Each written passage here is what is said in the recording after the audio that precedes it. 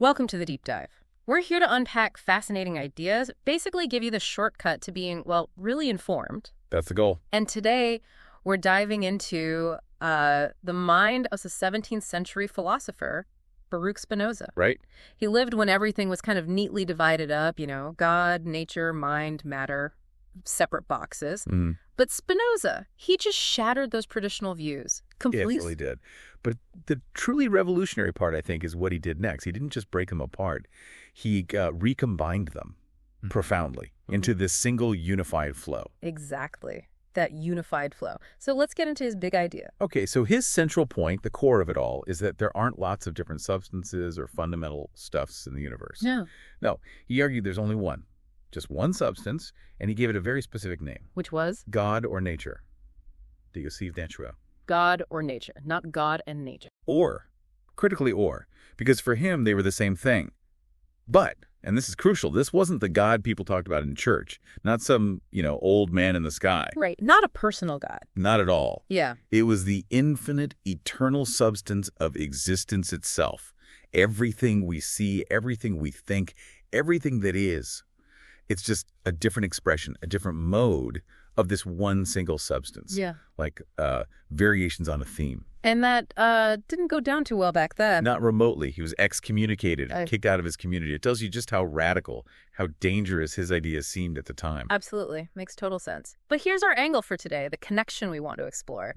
It's how Spinoza's ideas, which can sound a bit mystical maybe, this monism, actually foreshadowed something very modern. Yeah, this is the fascinating part. Motion theory. Our sources suggest that what Spinoza was describing, maybe intuitively, is essentially what motion theory calls a structured motion field. Right.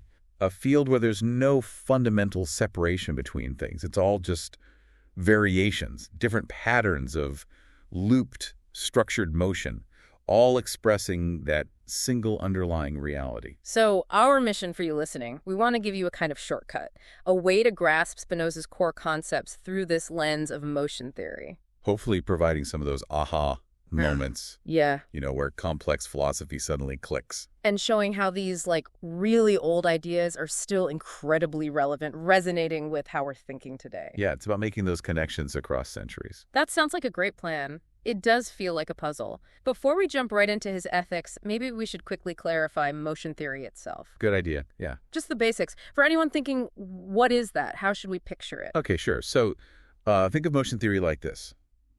Imagine the universe isn't made of static things. No tiny solid billiard balls at the bottom of it all. Okay, no fundamental particles in the traditional sense? Not exactly.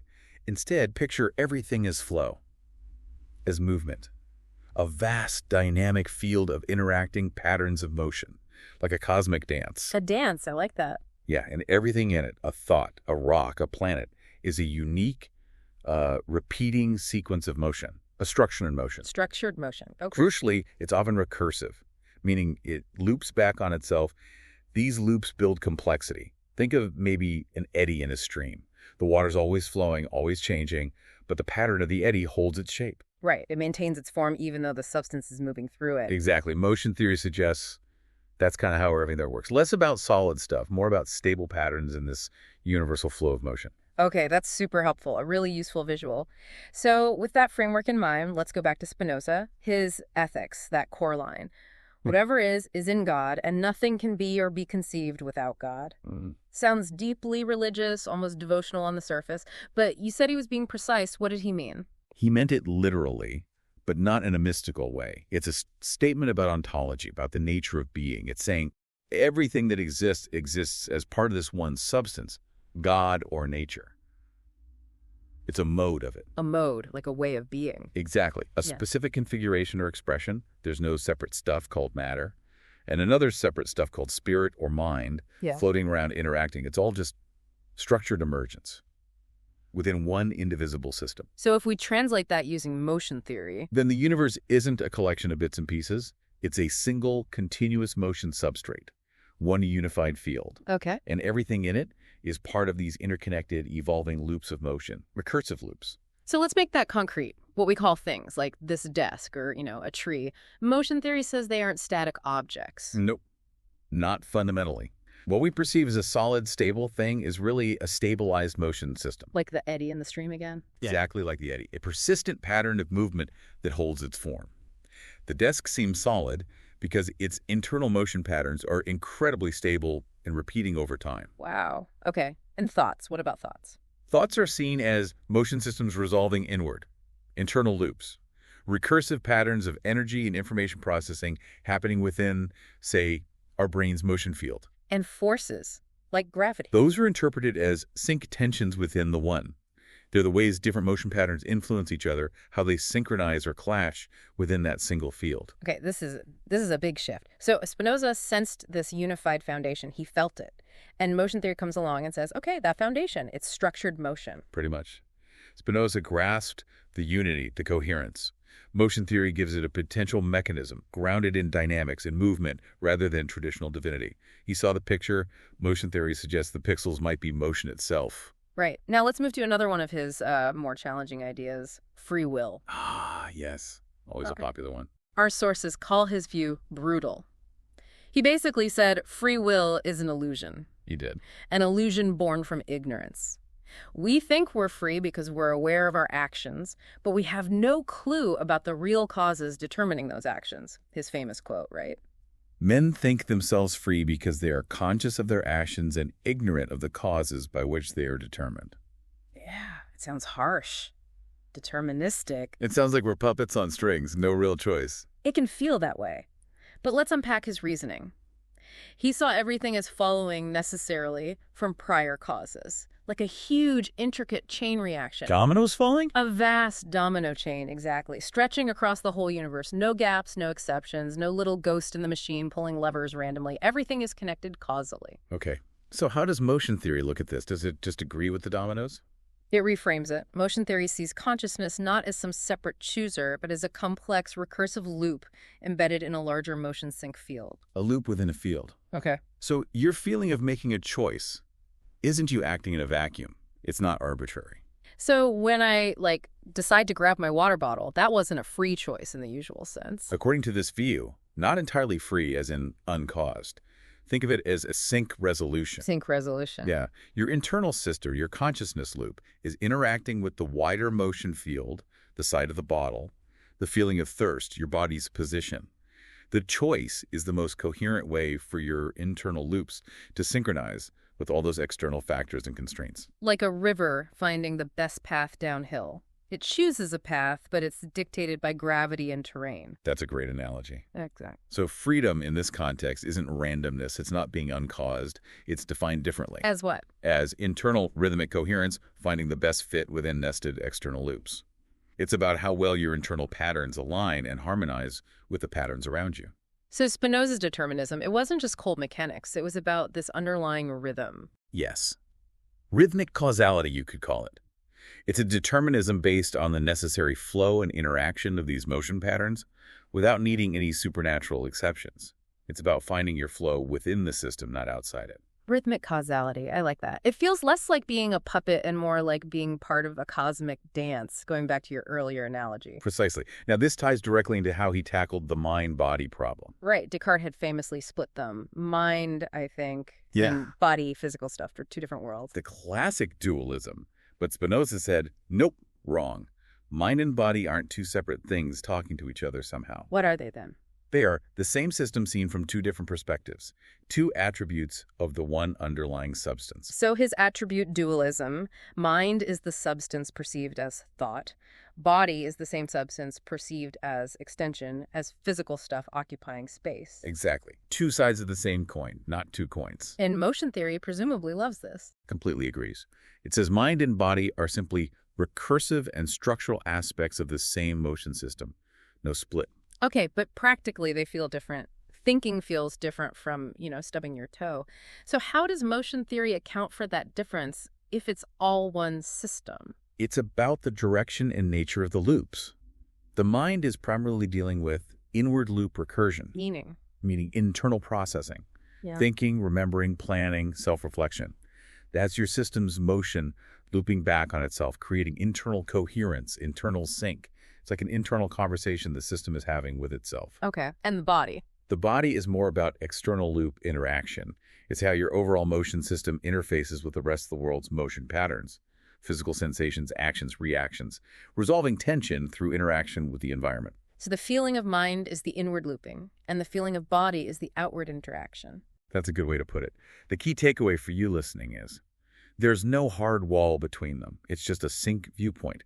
You don't possess a body and use a mind. You are a unified motion loop resolving across inner and outer rhythm layers continuously. Called a really holistic perspective. Feels very now. It does.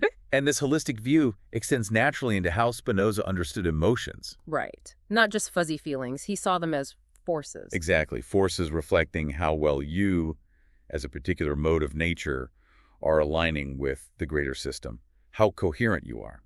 So when he defined joy as an increase in our power to act. And sadness as a decrease. What's his power to act? Is it like physical strength? Not just physical, it's more like your overall capacity to persevere in your own being, to express your nature, to maintain coherence and connect effectively with reality. So more coherence, more understanding, more effective action.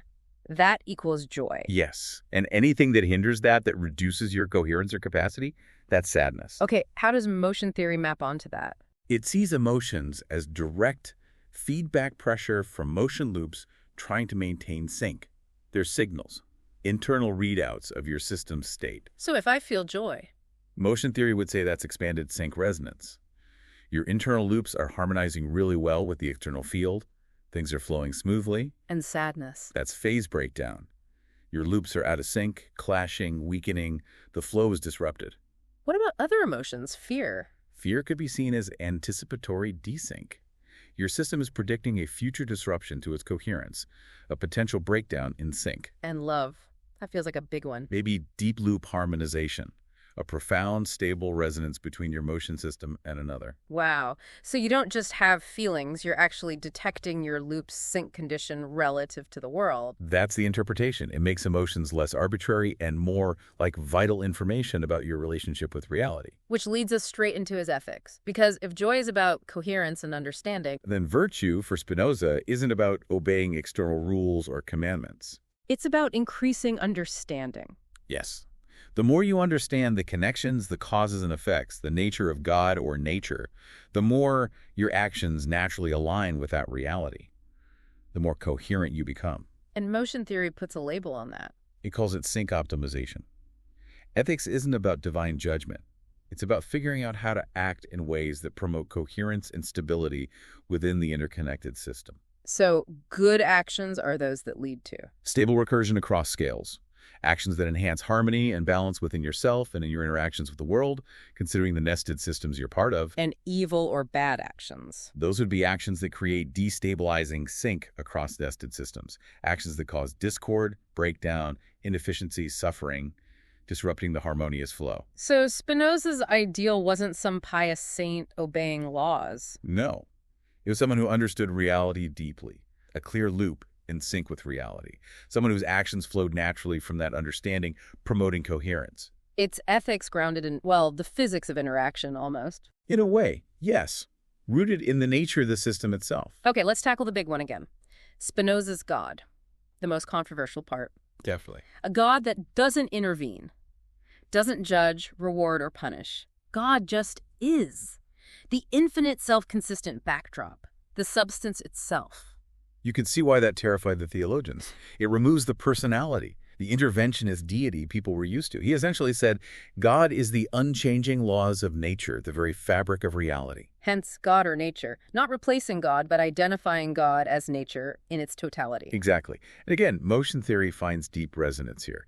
It posits no need for a divine hand pushing particles. No ghost in the machine pulling strings. None. Just structured motion, stabilizing, converging, looping, following inherent principles, self-consistently, infinitely. So that fundamental structured motion is what Spinoza meant by nature and also what he identified as God. That's the parallel.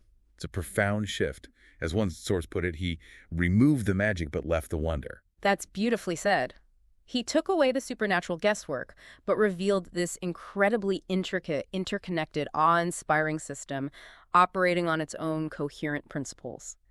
A God you don't pray to, but understand through. A God that is reality itself, not separate from it. The wonder comes from grasping the depth and coherence of that reality. So wrapping this up, the motion theory perspective really frames Spinoza as incredibly prescient. He didn't have the language of physics or motion fields, Not at all. but his entire philosophical system seems to point directly towards it. It foreshadowed it. You can draw the lines quite clearly. Is one substance. Becomes the one unified motion field. Thought and matter as attributes. Become two sync perspectives, inward and outward loops of the same motion system. Emotion. Feedback signals about loop alignment and sync conditions. His ethics based on understanding. Becomes recursive optimization, seeking coherence within the system. And his God or nature. Becomes the principle of stable, infinite coherence embodied in structured motion itself. It's remarkable. Living in a time of deep philosophical and religious divides, he saw this underlying unity, this single, interconnected system. He saw the field, even if he couldn't name all its dynamics in modern terms. And that leads to that really powerful line from our source material. Yeah. He didn't pray to motion, he became coherent with it. He embodied his philosophy through understanding and alignment. Which really leaves us and you listening with a final thought to chew on. If Spinoza and motion theory are onto something, if enhancing our understanding and guiding our actions is fundamentally about becoming more coherent with the underlying motion, the underlying reality, then what practices, what perspectives, what ways of thinking or being might help you achieve that greater sync in your own life? something to think about. We hope this deep dive gave you a fresh look at Spinoza, maybe a surprisingly modern one, and perhaps a new way to think about the universe and your place in it.